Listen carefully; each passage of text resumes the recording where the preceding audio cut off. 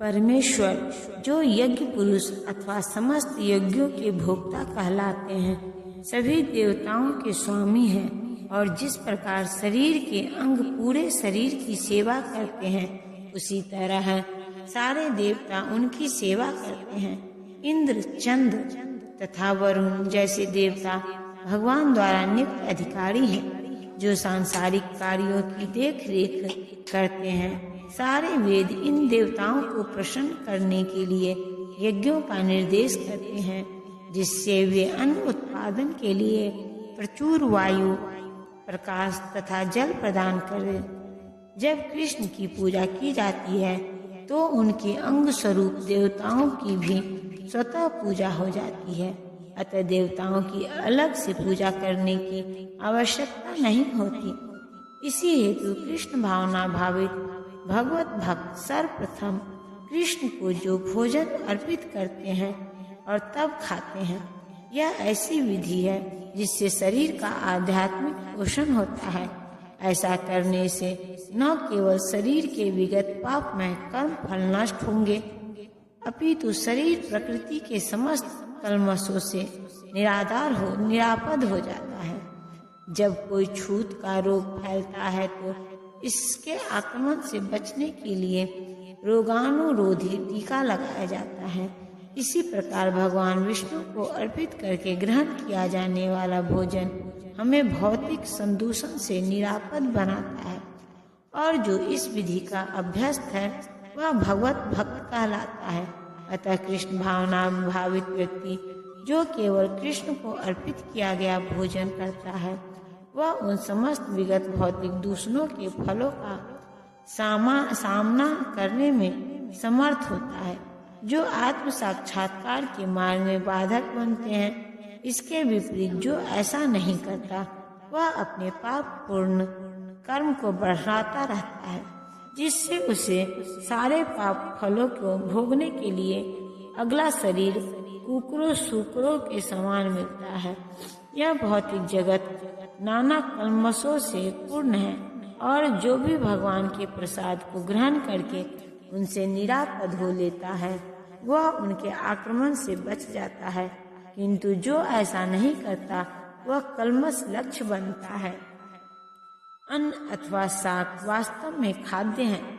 मनुष्य विभिन्न प्रकार के अन्न, शाक, फल आदि खाते हैं, जबकि पशु इन पदार्थों के उच्छिष्ट को खाते हैं। जो मनुष्य मांस के खाने अभ्यस्त हैं, उन्हें भी शाक के उत्पादन पर निर्भर रहना पड़ता है, क्योंकि पशु शाक ही खाते हैं। अतएव हमें अंततोगत्वा खेतों के उत्पादन पर ही आश्रित रहना है, बड़ी बड़ी फैक्ट्रियों के उत्पादन पर नहीं। खेतों का यह उत्पादन आकाश से होने वाली प्रचुर वर्षा पर निर्भर करता है, और ऐसी वर्षा इंद्र, सूर्य, चंद्र आदि देवताओं के द्वारा नियंत्रित होती है।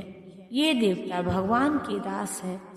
भगवान को यज्ञों के द्वारा संतुष्ट रखा जा सकता है। अतः जो इन यज्ञों को संपन्न नहीं करता, उसे अभाव का सामना करना होगा। यही प्रकृति का नियम है। अतः भोजन के अभाव से बचने के लिए यज्ञ, और विशेष रूप से इस युग के लिए संतुष्ट कीर्तन यज्ञ संपन्न करना चाहिए। वेदों में नियमित कर्मों का विधान है, और ये वेद साक्षात श्री भगवान पर ब्रह्म से प्रकट हुए हैं। फलतः सर्वव्यापी ब्रह्म यज्ञ कर्मों में सदा स्थित रहता है। इस श्लोक में यज्ञार्थ कर्म अर्थात कृष्ण को प्रसन्न करने के लिए कर्म की आवश्यकता को भली भांति विवेचित किया गया है। यदि हमें यज्ञ पुरुष विष्णु के परितोष के लिए कर्म करना है, तो हमें ब्रह्म या दिव्य वेदों से कर्म की दिशा प्राप्त करनी होगी। अतः सारे वेद कर्मादेशों की संहिताएं हैं। वेदों के निर्देश के बिना किया गया कोई भी कर्म विकर्म या अवैध अथवा पापपूर्ण कर्म कहलाता है। अतः कर्म फल से बचने के लिए सदैव वेदों से निर्देश प्राप्त करना चाहिए। जिस प्रकार सामान्य जीवन में राज्य के निर्देश के अंतर्गत कार्य करना होता है, उसी प्रकार भगवान के परम राज्य के निर्देशन में कार्य करना चाहिए। वेदों में ऐसे निर्देश भगवान के श्वास से अप्रत्यक्ष प्रकट होते हैं। कहा गया है, चारों वेद ऋग्वेद, यजुर्वेद, सामवेद तथा अर्थवेद भगवान के श्वास से उद्भूत है। ब्रह्म संहिता से प्रमाणित होता है कि सर्वशक्तिमान होने के कारण भगवान अपने श्वास के द्वारा बोल सकते हैं। अपनी प्रत्येक इंद्रियों के द्वारा अन्य समस्त इंद्रियों के कार्य संपन्न कर सकते हैं। दूसरे शब्दों में भगवान अपनी निश्वास के द्वारा बोल सकते हैं और वे अपने नेत्रों से गर्भाधान कर सकते हैं। वस्तुतः यह कहा जाता है कि उन्होंने प्रकृति पर दृष्टिपात किया और समस्त जीवों को गर्भस्थ किया। इस तरह प्रकृति के गर्भ में बुद्धिजीवी को प्रविष्ट करने के पश्चात उन्होंने उन्हें वैदिक ज्ञान के रूप में आदेश दिया, जिससे वे भगवत धाम वापस जा सके। हमें यह सदैव स्मरण रखना चाहिए कि प्रकृति में सारे बुद्धिजीवी भौतिक भोग के लिए इच्छुक रहते हैं, किंतु वैदिक आदेश इस प्रकार बनाए गए हैं कि मनुष्य अपनी विकृत इच्छाओं की पूर्ति कर सकता है और तथाकथित सुख भोग पूरा करने भगवान के पास लौट सकता है।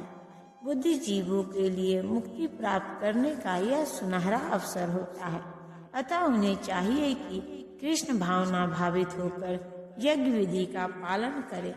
यहाँ तक कि जो वैदिक आदेशों का पालन नहीं करते, वे भी कृष्ण भावनामृत के सिद्धांतों को ग्रहण कर सकते हैं, जिससे वैदिक यज्ञों का कर्मों की पूर्ति हो जाएगी। हे प्रिय अर्जुन, जो मानव जीवन में इस प्रकार वेदों द्वारा स्थापित यज्ञ चक्र का पालन नहीं करता, वह निश्चय ही पापमय जीवन व्यतीत करता है। ऐसा व्यक्ति केवल इंद्रियों की तुष्टि के लिए व्यर्थ ही जीवित रहता है। इस श्लोक में भगवान ने कठोर परिश्रम करो, इंद्रिय तृप्ति का आनंद लो, इस सांसारिक विचारधारा का तिरस्कार किया है। अतः जो लोग इस संसार में भोग करना चाहते हैं, उन्हें उपयुक्त यज्ञ चक्र का अनुसरण करना परमावश्यक है। जो ऐसे विधि विधानों का पालन नहीं करता, अधिकाधिक तिरस्कृत होने के कारण उसका जीवन अत्यंत संकटपूर्ण रहता है। प्रकृति के नियमानुसार यह मानव शरीर विशेष रूप से आत्म साक्षात्कार के लिए मिला है, जिसे कर्म योग, ज्ञान योग या भक्ति योग में से किसी एक विधि से प्राप्त किया जा सकता है। इन योगियों के लिए यज्ञ संपन्न करने की कोई आवश्यकता नहीं रहती, क्योंकि ये पाप पुण्य से परे होते हैं। किंतु जो लोग इंद्रिय तृप्ति में जुटे हुए हैं, उन्हें पूर्वोक्त यज्ञ चक्र के द्वारा शुद्धिकरण की आवश्यकता रहती है। कर्म के अनेक वेद होते हैं। जो लोग कृष्ण भावना भावित नहीं है, वे निश्चय ही विषय परायण होते हैं, अतः उन्हें पुण्य कर्म करने की आवश्यकता होती है। यज्ञ पद्धति इस प्रकार सुनियोजित है कि विषयोन्मुख लोग विषयों के फल में फंसे बिना अपनी इच्छाओं की पूर्ति कर सकते हैं। संसार की संपन्नता हमारे प्रयासों पर नहीं, अपितु परमेश्वर की पृष्ठभूमि परियोजना पर निर्भर है, जिसे देवता संपादित करते हैं। अतः वेदों में वर्णित देवताओं को लक्षित करके यज्ञ किए जाते हैं। अप्रत्यक्ष रूप में यह कृष्ण भावनामृत का ही अभ्यास रहता है, क्योंकि जब कोई इन यज्ञों में दक्षता प्राप्त कर लेता है, तो वह कृष्ण भावना भावित नहीं हो पाता, तो इसे कोरी आचार संहिता समझना चाहिए। अतः मनुष्यों को चाहिए कि वे आचार संहिता तक ही अपनी प्रगति को सीमित न करें, अपितु उसे पार करके कृष्ण भावनामृत को प्राप्त हो सके।